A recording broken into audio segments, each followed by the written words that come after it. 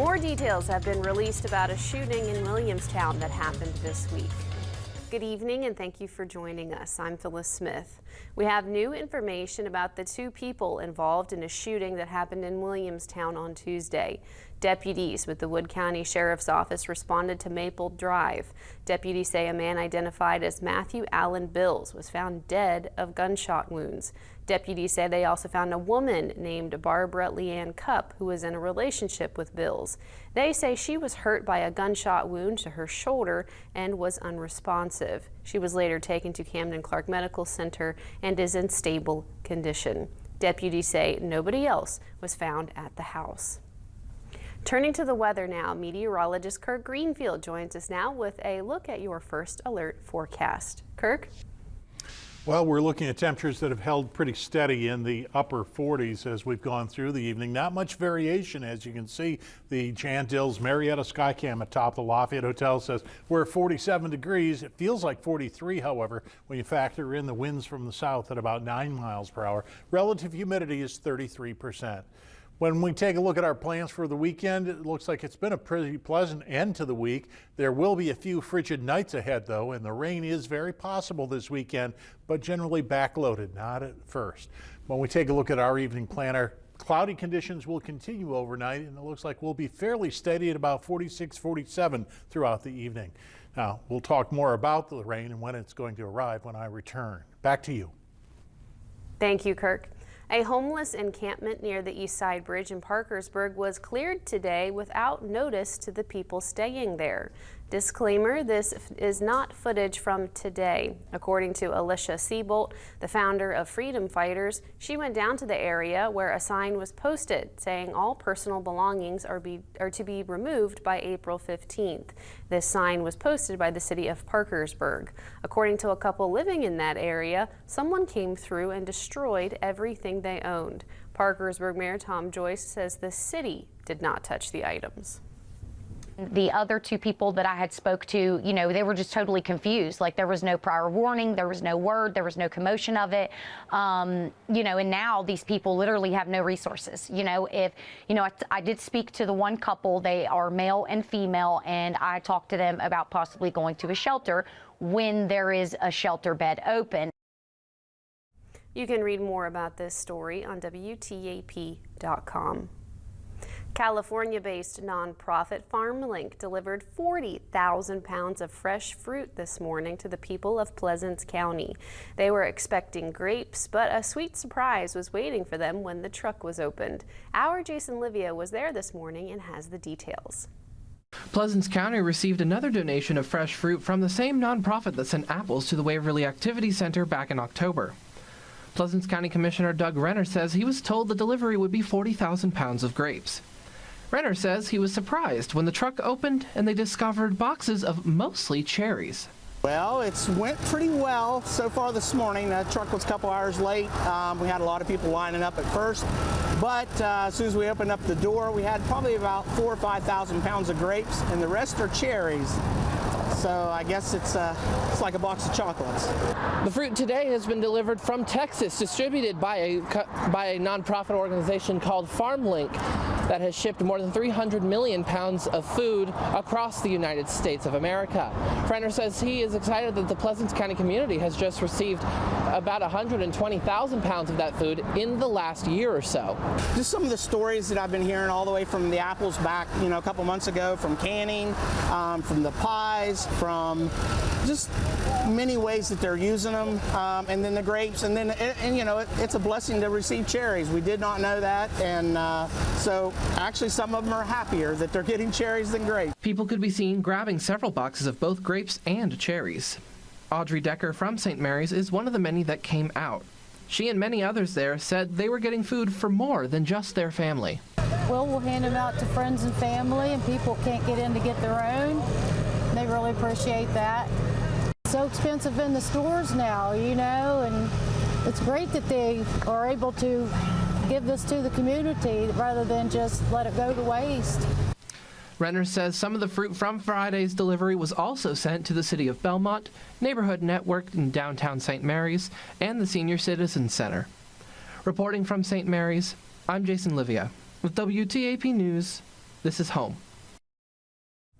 Fort Fry local schools have got a $40,000 grant from the state of Ohio for a new advanced security software program. According to a press release from Superintendent Stephanie Starcher, this program offers technology that is designed to enhance school security. The program can detect a visible weapon, facial recognition if the person is banned from the school, and license plate readers that can notify if someone on the property is a registered sex offender. Starcher said this program will not be intrusive to students or staff because security cameras are already installed throughout the district. Starcher said the parameters always need to be in place to advance security in schools. And I think that the thing about school safety is that you can never be idle. You always have to be constantly looking to upgrade your security plan and your security features.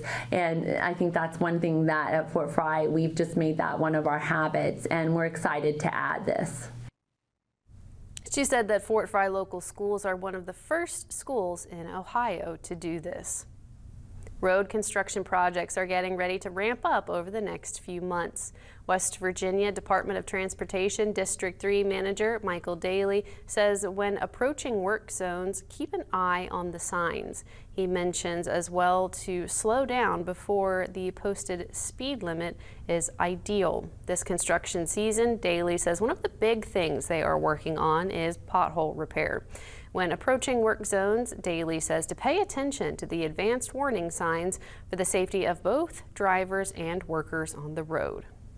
For highways as well as construction workers, anybody working in any work zone, we just need to make sure that we pay attention and the traveling public pays attention to the advanced warning signs, advanced notice signs for the traffic control, that they are coming up on a work zone and how it's followed.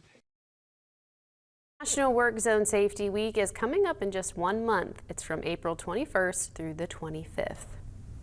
People lined up their cars at the Washington County Fairgrounds as the Southeast Ohio Food Bank held its mobile food distribution. This is the first distribution the bank has done in the county since late last year. Our Peyton Brooker has more on this story in Marietta. The Southeast Ohio Food Bank made its first stop of the year in Washington County for its mobile food distribution.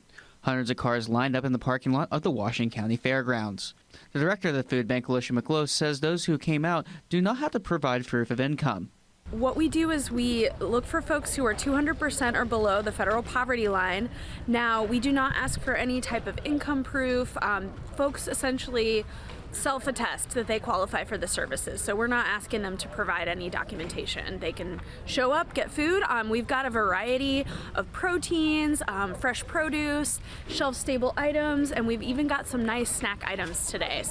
Southeast Ohio Food Bank offers mobile food distributions and other services across 10 counties in Ohio.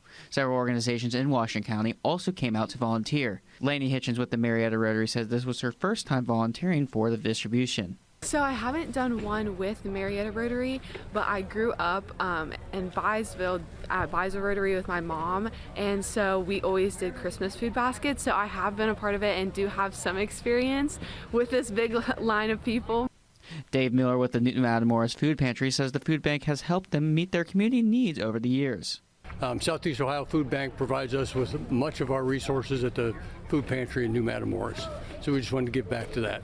All three officials acknowledge food insecurity is an issue in Washington County. With the economy and as food prices are raised, it's very difficult, especially in our area, for people to get the resources they need. And so I love that we have so many food pantries and so many opportunities for people to have those resources distributed to them, and I think it's such a special thing that Washington County does for their people. Well, food insecurity in Washington County is pretty high, actually. At New Matamoros, we've been trying to reach out to more and more people as we can, and it's just we feel like it's really important to make sure that people have all the nutritional resources that they need.